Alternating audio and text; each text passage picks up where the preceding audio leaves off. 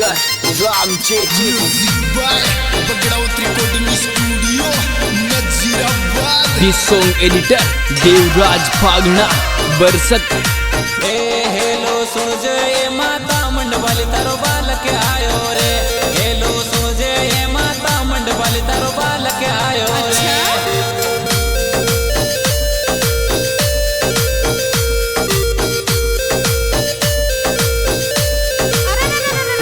अरे बालक आयो रे, तारो बालक आयो रे। हेलो सुन जे माता मंडवाली तारो बालक आयो रे। हेलो सुन जे माता मंडवाली तारो बालक आयो रे।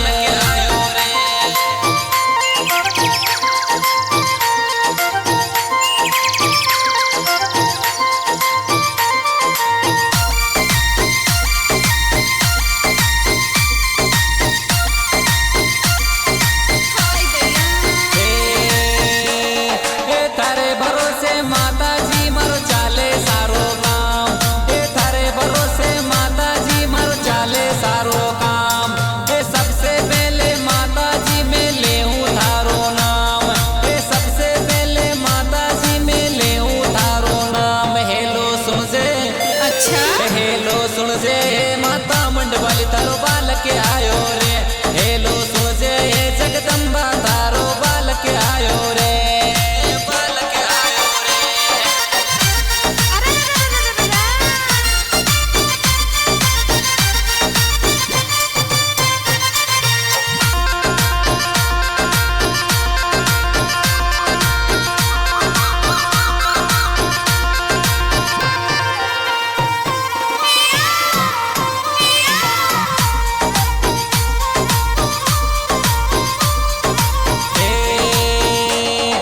सब भक्ता का दुखड़ा मेटे मड़वाली माता।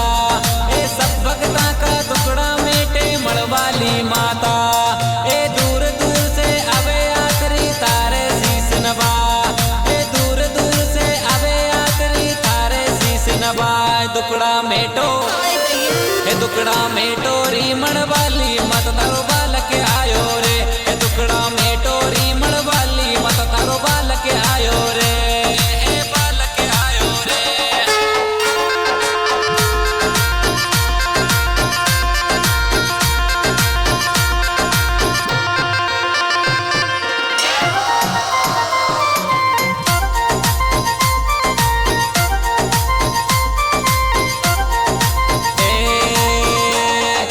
सब भक्ता पे करे तू कृपा मोह पे कर दे आज। सब भक्ता पे करे तू कृपा कर दे मोह पे आज। तारो भगत मड़वाली माता कर दे बेड़ा पार। तारो भगत में मड़वाली माता कर दे बेड़ा पार। हेलो सुन रे अच्छा हेलो सुन जे माता मंडवाली तारो बालक आयो रे। हेलो सुन जे जगदम्बा तारो बालक आयो रे। बालक आयो रे।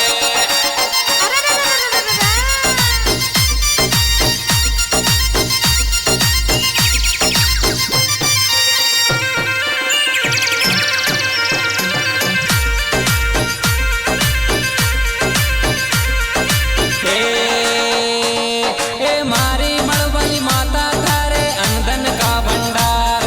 मारी मड़वाली माता थारे अनधन का भंडार। कोलू खेड़ी के माई ने तारो प्यारो छे दरबार।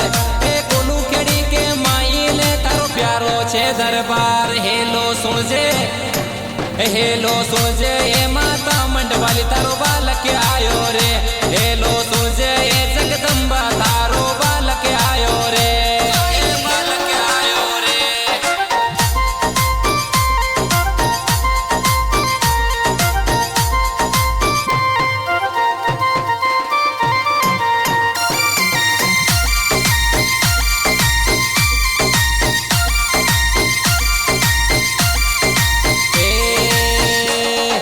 कोलू खेड़ी में माता जी थारी मोटी छे धाम। कोलू खेड़ी में माता जी थारी प्यारी छे धाम। जो मांगे बिन सबने देवे मड़वाली माता।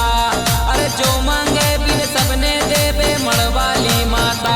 हेलो सुन जे हेलो सुन जे माता मंडवाली तारो बालक आयो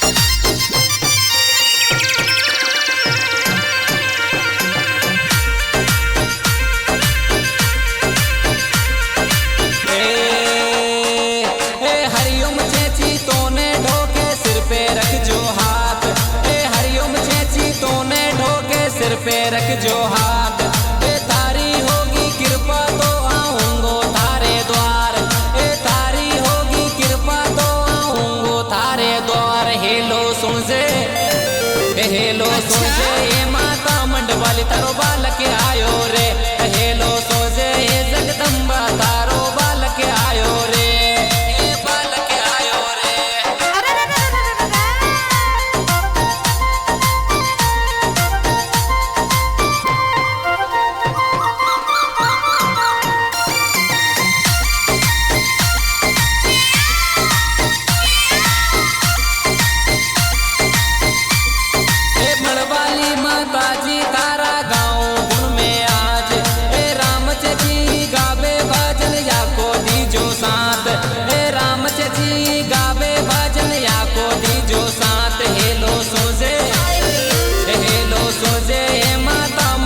तारो बालक आयो रे हेलो सुन जे ये जगदम्बा तारो बालक आयो रे ये बालक आयो रे।